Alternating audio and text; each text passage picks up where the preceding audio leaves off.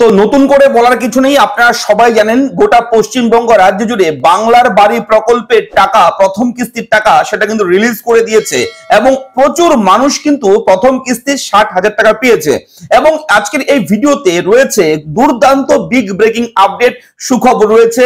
PWL অর্থাৎ permanent waiting list যেটা রয়েছে, সেই লিস্ট থেকে 1 লক্ষ মানুষকে এ মাসের মধ্যেই টাকা দিতে পারে, এমনই কিন্তু খবর রয়েছে। এবং গোটা পশ্চিমবঙ্গ রাজ্যের কোন কোন জেলায় এই সুখবর রয়েছে আজকের এই ভিডিওতে আমি A to Z জানাবো। এবং কত পরিবার আগামীতে এই চলতি মাসে কিংবা আগামী মাসের মধ্যেই টাকা পেতে চলেছে। নতুন ভাবে 1 লক্ষ মানুষ কিন্তু বাংলার বাড়ি যে প্রকল্প রয়েছে পশ্চিমবঙ্গ রাজ্য সরকারের, সেই প্রকল্পের টাকা কিন্তু পেতে চলেছে। আজকের এই ব্রেকিং আপডেট আপনাদের সকলের জন্য। আপনি কোন জেলা থেকে ভিডিওটি দেখছেন, আপনাকে বলবো আপনার জেলার নাম একটু কমেন্ট বক্সে লিখে জানিয়ে দেবেন। এবং বাংলার বাড়ি প্রকল্পের নতুন ঘরের টাকা যদি আপনি পেয়ে না থাকেন এবং কোনো সমস্যা থাকলে, কিছু জানার থাকলে আপনারা আমাকে জানাবেন কমেন্ট বক্সে লিখে। আমি কিন্তু অবশ্যই সেই কমেন্টগুলো গুরুত্ব সহকারে দেখি, পড়ি এবং অবশ্যই খুব শীঘ্রই সেই কমেন্টের উত্তর দিয়ে আপনাকে সাহায্য করব।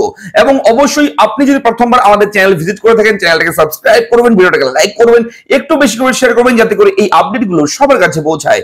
চলুন আজকের বিগ ব্রেকিং আপডেট আমরা শুরু করি। আবাস যোজনার এই মুহূর্তের বড় আপডেট, বড় ঘোষণা জানিয়ে রাখি, রাজ্যের আবাস প্রকল্পে অনুমোদিত তালিকায় 11 লক্ষ উপভোক্তাকে টাকা দেওয়ার কাজ প্রায় কিন্তু শেষের পথেই।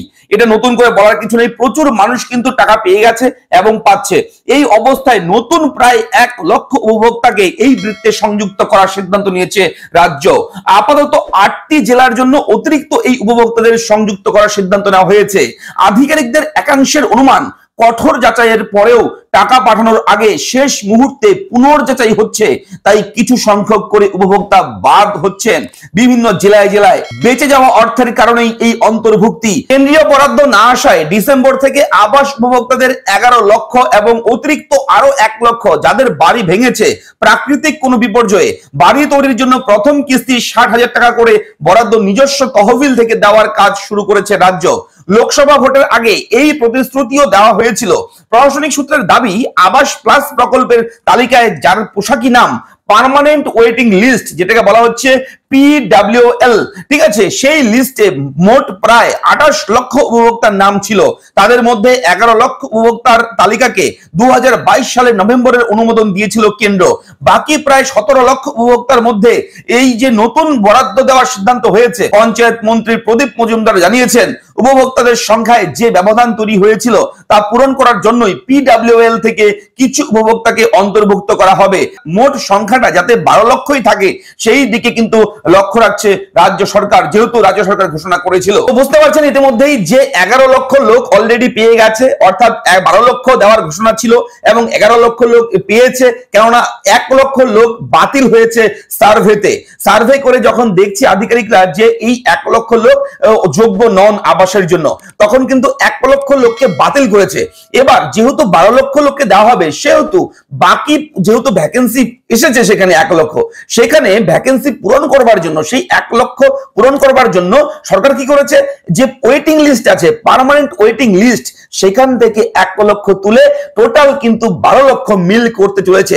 এবং এই নতুন 1 লক্ষ যে পরিবার নতুন বাংলা বাড়ি প্রকল্পের টাকা পাবে, সেটা এই মাসেই কিন্তু পেতে চলেছে, এমনটাই কিন্তু সূত্র মারফত খবর। তো এই আপডেটটা আপনাদের কেমন লাগলো লিখে জানাবেন, এবং কোথাও কোনো রকম ডাউট থাকলে লিখে জানাতে ভুলবেন না। চ্যানেলটাকে সাবস্ক্রাইব করবেন, ভিডিওটাকে লাইক করবেন, একটু বেশি করে শেয়ার করবেন। কোথাও কোনো রকম যখনই আমরা আপডেট পাবো আপনার জন্য আমাদের এই চ্যানেলে কিন্তু সবার আগে সেই তথ্য প্রোভাইড করব। তাই গুরুত্বপূর্ণ ভিডিওগুলো মিস করবেন না, জরুরি ভিডিওগুলো আমরা সবার আগে প্রোভাইড করি আপনার জন্য। দেখা হচ্ছে পরবর্তী ভিডিওতে, ভালো থাকবেন, ধন্যবাদ।